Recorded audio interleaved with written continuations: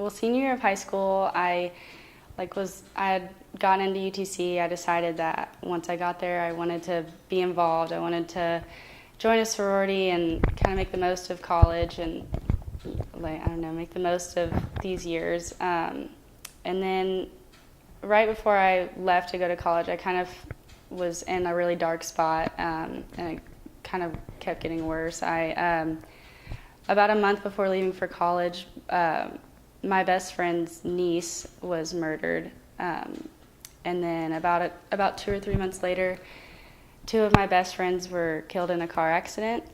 And so it was about that time I kind of fell into like this really dark spot. I kind of decided, maybe Greek life isn't for me. I don't want to do all that. I was sad I couldn't be at home to be with my friends and my family and kind of have that support system. And I felt really lost. I kind of was lost in my faith, lost confidence, and just was in a really bad spot. And so it was about halfway through sophomore year of college, I kind of came to this realization that I hadn't done anything that I'd planned to do my senior year of high school. I hadn't joined a sorority. I hadn't really made any new friends. I hadn't really gotten involved at all. I hadn't gone to any of the sporting events. I hadn't done anything.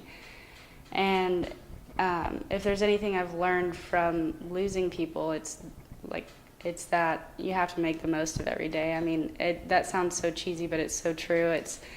You never know when it's going to be your last day, and I kind of realized that instead of staying in this dark hole and staying in this comfort of just being sad and alone, I needed to branch out, and I needed to make the most of what I had left in college. So at the end of sophomore year, I decided that I was going to rush. I was going to go through recruitment as a junior, and I was so nervous. I was scared.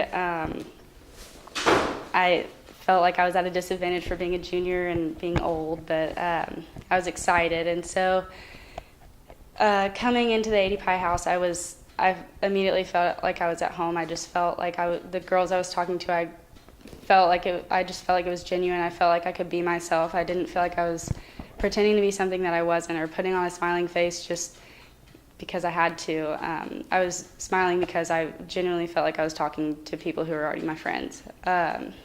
And so ever since I ran out the doors to AD Pie, it not only brought me 150 plus new friends that I can look at so many of these girls and know that they're going to be in my wedding, that they're going to be my friends for life, but it also brought me 150 plus women who inspire me every day to continue to push and go outside my comfort zone and try new things and be a better, stronger, more confident woman.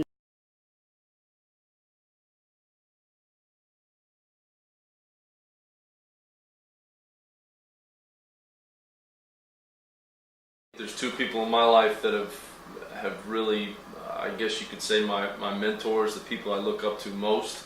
One being my father, and the second one being Billy. No chance I'm at today where I'm at if it wasn't for him and the things that he was able to do and the sacrifices he made for me in my career, and obviously giving me an opportunity at a very, very young age to be a part of something that was way bigger than myself.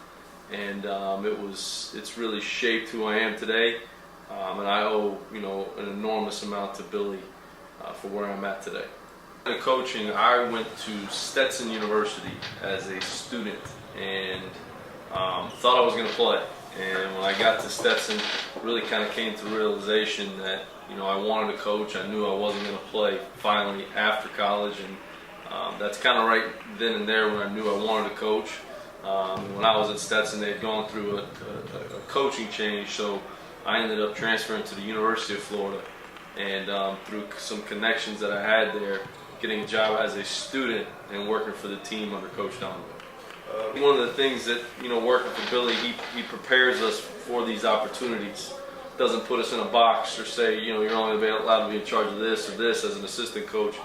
Part of what makes him so special is preparing us to be head coaches. And I think that, the opportunity here with the team that's in place and all the players they have coming back, was an unbelievable opportunity from a basketball standpoint. Then if you look at Chattanooga and the city and the town and different things that this place has to offer, I couldn't have asked for a better first year, in a situation as the first year as a head coach. But reasons that I got into this business, one was to help people and to be a part of something that's bigger than myself. And when you're able to do that, you have an opportunity to do something great and be a part of something special and achieve things that may have never ever been done, at Chattanooga before or any place, for that matter. So I think that when you get a group of individuals that love, care, and accept one another and are willing to put their own individual success for the betterment of the team, you have a chance to be great.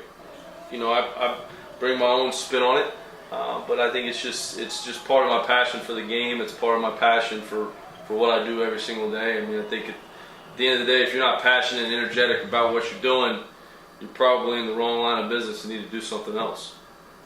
For me, as I got into this, not for anything other than the fact that I love basketball and, having an impact on kids' lives and having relationships that last a lifetime is what really drives me and motivates me and makes me get up every single day excited to come to work.